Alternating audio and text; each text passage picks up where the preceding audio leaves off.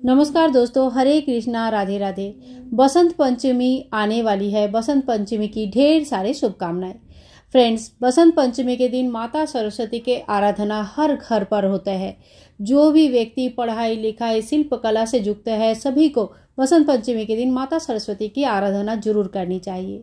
माँ का सर्वप्रथम पूजा भगवान श्री कृष्ण ने किए थे, इसीलिए बसंत पंचमी के दिन भगवान श्री कृष्ण जी की पूजा करना, उनकी सेवा करना बहुत ज़्यादा महत्वपूर्ण माना जाता है।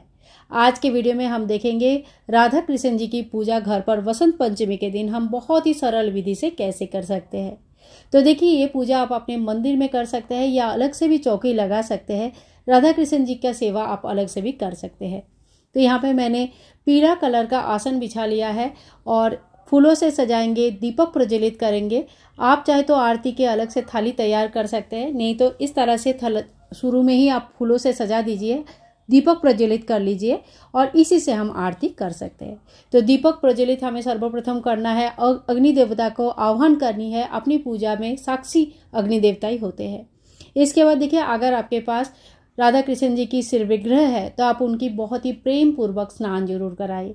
अगर फोटो है तो फोटो का आप जल का छींटा देते हुए स्नान का भाव करा सकते हैं। मेरे पास भगवान का बहुत ही सुंदर मनमोहक छोटे छोटे विग्रह है, तो मैं इन्हीं की पूजन और इन्हीं का स्नान श्रृंगार करके आप सभी को आज दिखाने वाली हूँ। सर्वप्रथम हम शुद्ध जल से स्नान कराएंगे। उसके बाद आप चाहे तो कच्चा दूध से स्नान करा सकते हैं, पंचामृत या हल्दी घोल के भी स्नान करा सकते हैं, चंदन घोल के सुगंधी स्नान भी करा सकते हैं। इसके बाद फिर से एक बार शुद्ध जल से स्नान कराएंगे। बहुत ही अच्छी तरह से अंग पोषण कर लेंगे। विग्रह में कहीं पे भी जल नहीं लगा रहना चाहिए, इससे विग्रह खराब हो जाती है, काला पड़ जाता है। ठीक है, तो इस तरह से हम विग्रह को बहुत ही सेवा जत्न से स्नान कराएंगे। इसके बाद देखिए, आप चाहे तो आज के दिन नया पोशाक अपने हाथों से बना भी सकते हैं या खरीद के भी ला सकते हैं, या ऑलरेडी आपके पास अगर है पीला कलर का वस्त्र तो भगवान को धारण करवा सकते हैं। मैंने अपने छोटे छोटे राधा कृष्ण जी के लिए बहुत ही प्यारा सा ड्रेस लेके आई हूँ, आप लोगों को दिखाया। पहन के और भी सुंदर लग रहे हैं। यहाँ पे मैंने आसन लगा दिया है। ये जो बसंत ऋतु होता है, इसमें बहुत सारा फूल अवेलेबल होते हैं, तो फूलों से हमें जरूर सजानी चाहिए। सुगंधी होती है, नेचुरल एक बहुत ही अच्छा सुगंध आता है, जिससे बहुत ही खुश हो जाता है हमारे भगवान। कान्हा जी को सजना संवरना, फूलों से सजाना, फूल बंगला सजाना, ये सारे चीज़ें बहुत प्रिय होते हैं। तो जब हम कान्हा जी की सेवा करते हैं बाल गोपाल स्वरूप में या किशोरी स्वरूप में, किशोर स्वरूप में, तो हमें फूलों का सेवा जब समय समय पर जरूर देनी चाहिए। तो हमारे देखिए राधा कृष्ण जी तैयार हो गए हैं और बहुत ही क्यूट और बहुत ही सुंदर लग रहे हैं। फूलों से हमने पूरा आसन को सजा लिया है। इसके बाद देखिए, जब हम भगवान को आसन देंगे, उसके बाद हम भगवान का टीका करेंगे। तो चंदन का टीका लगाना बहुत आवश्यक होता है, तो भगवान को हम चंदन का टीका लगाएंगे। राधा रानी को हम रोली का या सिंदूर का टीका लगाएंगे। साथ ही में दीपक का हम पूजन कर लेंगे, क्योंकि दीपक हमारे पूजा का साक्षी होता है। इसके बाद हम धूप प्रज्वलित कर लेंगे। कम से कम पंचोपचार पूजा हमें करना चाहिए। धूप, दीप, फूल, पुष्प, नैवेद्य इत्यादि सुगंधी, ये सारी चीज़ों से हमें पूजन करनी चाहिए। इसके बाद हम भोग लगाएंगे। भोग में कोई भी आप पीला चाहे तो मिठाई का भोग लगा सकते हैं, पीला फल का भोग लगा सकते हैं, या हर जगह पे, बहुत जगह पे बसंती चावल बनाने का नियम है। तो अपने अपने कुल परंपरा के हिसाब से आपके यहाँ पे जो भी भोग बनता है वो भोग भगवान को लगाइए। साथ ही में देखिए, बेर का भोग लगाना बहुत ही आवश्यक होता है।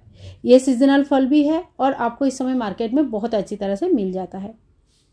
और जब भी हम भोग लगाएंगे, भगवान का पूजा करेंगे, तुलसी दल हमें जरूर चढ़ानी है। तो मैंने यहाँ पे तुलसी दल चढ़ा दिया। अब जो है मेन चीज़ है कि आज ही के दिन से भगवान होली खेलना शुरू करते हैं। तो आपके घर में जो पूजा वाला होली है, गुलाल है, जो आबिर है, वो एक फूल में लगाकर भगवान के चरणों में जरूर समर्पित कीजिएगा। सर्वप्रथम भगवान को होली का रंग लगाया जाता है। इसके बाद आप घर में किसी और को होली लगा सकते हैं, रंग लगा सकते हैं। तो इस तरह से हम भगवान को होली का रंग चढ़ाएंगे और भगवान को होली की बहुत बहुत शुभकामनाएं देंगे और हाथ जोड़ करके यही प्रार्थना करेंगे कि हर साल आपके साथ इसी तरह से हमारी होली की शुरुआत है, खुशियों से भरा रहे हमारा संसार। फिर जो हमने दीपक प्रज्वलित किया है, उसी से हम आरती कर लेंगे। आप चाहे तो अलग से कपूर की आरती भी कर सकते हैं। सभी पूरे घर में आरती को घुमाइए, एक बार जरूर बच्चों को दीजिए आरती, और इसी तरह से हमारा आरती होने के बाद पूजा संपूर्ण हो जाता है। आप चाहे तो इस समय हाथों में फूल लेके बसंत पंचमी की कथा भी पढ़ सकते हैं, और अगर सरस्वती पूजा कर रहे हैं वहाँ कथा पढ़ लिया तो फिर एक ही जगह कथा पढ़ने से ही हो जाता है। आरती होने के बाद हाथ में थोड़ी सी जल लेके हम 3 बार आचमन कर लेंगे। पूजा में रही कमियों के लिए क्षमा याचना कर लेंगे कि हे भगवान, जो भी गलती, जो भी भूल चूक हमसे हो गया है, आप इनके लिए हमें क्षमा जरूर कर दीजिए। अपनी मनोकामना के लिए भगवान के पास प्रार्थना जरूर करिएगा। इसके बाद देखिए, जो फल वगैरह चढ़ाया है, जो मिठाई या खीर जो भी बनाया है, अपने बच्चों में, घर के मेंबर में आप प्रसाद स्वरूप बांट सकते हैं। धूप दीप आपको शाम को भी जरूर करनी चाहिए, भोग देना चाहिए।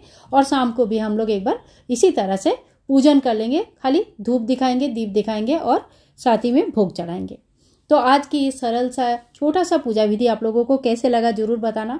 अगर पसंद आई तो प्लीज़ लाइक कीजिएगा, शेयर कीजिएगा और चैनल को सब्सक्राइब करना बिल्कुल ना भूलें। राधे ही राधे।